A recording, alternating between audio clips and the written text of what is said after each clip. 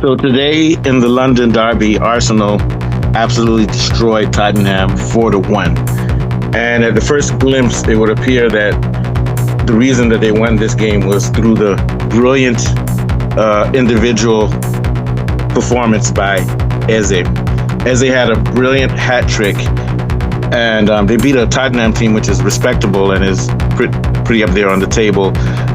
And this should put fear into the hearts of anybody who dislikes Arsenal, including me, because if Eze can play like this consistently, then these guys are going to easily win the EPL title because they have the best defense in football. I think they went 6 games or so without giving up a goal. And the way he played today, there was such a high level of creativity from the whole team, especially from their forwards, that they could easily have not only the best defense in football, but the best attack with their forwards. But the question we want to ask today is, was his performance today just one of those hot games where his head got hot? I heard he prepared a day in advance for it after playing for England or something like that. Was it a hot day in which he can burn brightly sometimes the way that Saka does? Or could this become a systematic thing in which he scores a lot of goals or sets up a lot of goals, and as I said before, causes a lot of trouble for teams in the EPL, especially since I can't think of any other teams in the top 4. Teams like Chelsea, maybe Chelsea and Man City. Those are the 2 teams that I can think of that are very, very dangerous, but they're not solid defensively. And the way that Eze played today, he's going to cause trouble. I mean, I think if you play, some teams like Chelsea or City have tough defense midfields, so they might be able to come up with some tactics to kind of slow down Arsenal. But the question is, if Eze can play like this in whatever role they put him in and cause this type of trouble, even if there's teams that can kind of slow him down or slow them down, it looks like they're going to run away with this championship. But I'm going to go back to the question I asked, which was this just an elevated moment, a peak moment, like when Michael Jordan had 60 points and he didn't know what was going on? Or is this a sign of something systematic, which, which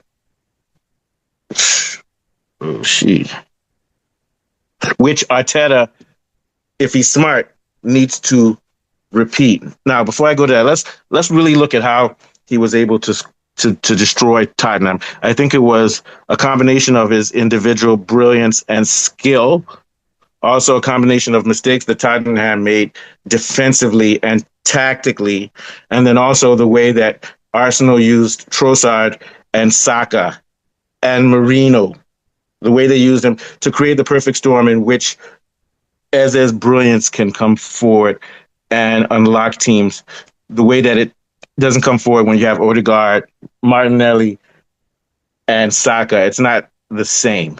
And the key here is that they need to keep Eze in a free/central position where he's more like of a central midfielder who attacks, sort of like De Bruyne or sometimes Bellingham.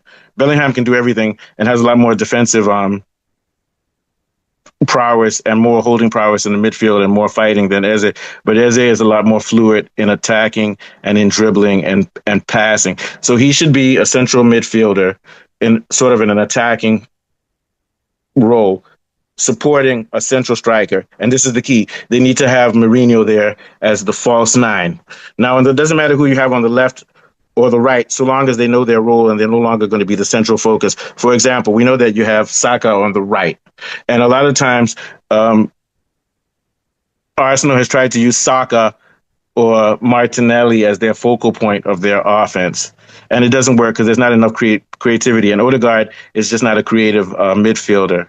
So what they need to do, Saka definitely is going nowhere because he's dangerous. Saka is a dangerous one-to-one player. And the fact that you'd have to mark him, if you have Mourinho and you have Eze coming centrally, it's game over because you have a choice. If you double team Saka, then you're opening it up for these guys. If you go to 1v1 with him, then he can interact with Marino and Eze and also get his goals. But I think Eze needs to be the queen on the pitch, the free roamer from midfield that can do a lot. Stay away from the left. I think that's the mistake that Arteta has been using is keeping him, focusing him on the left. No, he should have a central role because the way he plays is like a central aggressive attacking midfielder like Musiala. Once again, I said like Bellingham. I think of guys in the past like Ozil. The person that he most resembles is actually his. Yeah, I know he calls himself British, but it's actually his Nigerian brother, Okocha. He's just like that. Guy can dribble, keep the ball tight to him, break down defenses. So he should be coming centrally. I mean, the king of central midfielders is Messi. Messi can slash or play box to box, but I don't think Eze has that type of skill, but he's similar to something like that. And De Bruyne too. So what I'm saying then is that if you saw the way that they played together, Trossard on the left, supporting Trossard on the left and Saka on the right, these guys spread out the defense and allowed Eze and Marino to wreak havoc centrally. And Tottenham helped them because what Tottenham did is at the beginning of the game, they had 5 defenders and they were too narrow. And the fact that they were narrow created space on the flanks, and the flankers actually spread that out. And then that itself created open spaces centrally. And Trossard and the other guys made sure they got the ball to Eze. And Eze, who's probably one of the most skilled, if not the most skilled midfielder in England. And what I mean by skilled, I'm not talking about scoring goals, as far as his dribbling, his footwork, and he can actually pass the ball into the goal the way that guys like De Bruyne can. But you have to give him the space because he doesn't usually create his own space. That's one weakness that he has. So what happened today was the wingers, Saka and Trossard, because of exploiting the fact that Tottenham was playing narrow and loading a lot of people centrally, they were able to spread things out and also drop a lot of players from the midfield. They would drop players out of their position, either wide or back to the midfield, which created space for Eze. So if with this, we've seen a blueprint for what Arsenal can do, is to use that same strategy, but it may not work as well against other teams because other teams are not going to use the tactics and the formation and shape that Tottenham had, with the narrow build-up. But it doesn't matter because if you have Eze in midfield, I think the only thing that Zubimendi might have to step up a little bit. These guys can still find ways with Arteta if he's a little bit more if Arteta himself is more creative tactically and more diverse tactically, they can find ways to move people about, to work with Saka, work with either Trossard or Martinelli, and move these guys around to create space, but keep in mind that Eze should be the focal point of the team, the same way that Haaland is the focal point of Man City and everything that everybody else does, whether it's Tijani Reinders or whether it's Foden or whether it's Doku. Everything they're doing is to assist the effort to create space for Haaland. So this is what Arteta needs to do, is to use the players creatively, use the wingers, and figure out they still have work to do in the midfield, which I want to address now, but they can use their wingers rather than using their wingers as focal points and trying to score. What they need to do is realize that Eze is so dangerous that he can play in the midfield, help creatively in the midfield, so long as they've got a CDM, central defensive midfielder, and a box-to-box who can do things, which they're going to have to work on.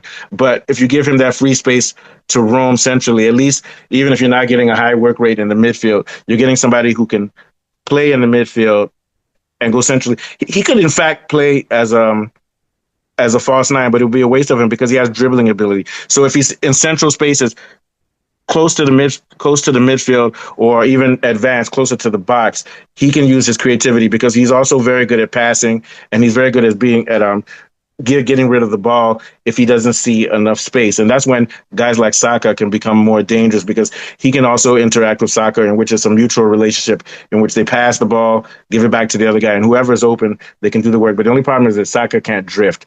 And Eze can drift, which is why he should be the focal point of the team. I want to also say that it's a big mistake for Arteta to use Eze as a winger. If you look at who Eze resembles, once again, he resembles guys like Musiala, Bellingham, Okocha from back in the day, Ozil, and what's his name?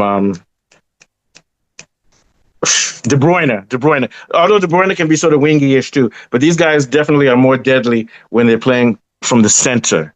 Now, the only player that I can think that resembles Eze, that's a winger on the left wing, is Rafinha. But if you compare Rafinha to Eze, Rafinha can play centrally, but in central positions, he's not as good a passer, or he's not able to dribble in space the way Eze is. Because if you're going to play centrally and you're going to be more like a midfielder, you have to be able to dribble within tight spaces, which Eze can do just as well as any player in the world, maybe. Okay, so it's a mistake to put him on the left. You should only put him on the left or have him drift once in a while if you have somebody who can cover that central position, or you just have to be creative and you're meeting a team that's shutting things down in certain ways, and you might have to put him wide for tactical purposes. So to end this show now, I'm going to say that I'm not an Arsenal fan, but it's very scary the things that can be done if you keep Eze focused and keep him focused in the central areas, free to roam and be creative, and you make him the focal point of your offense.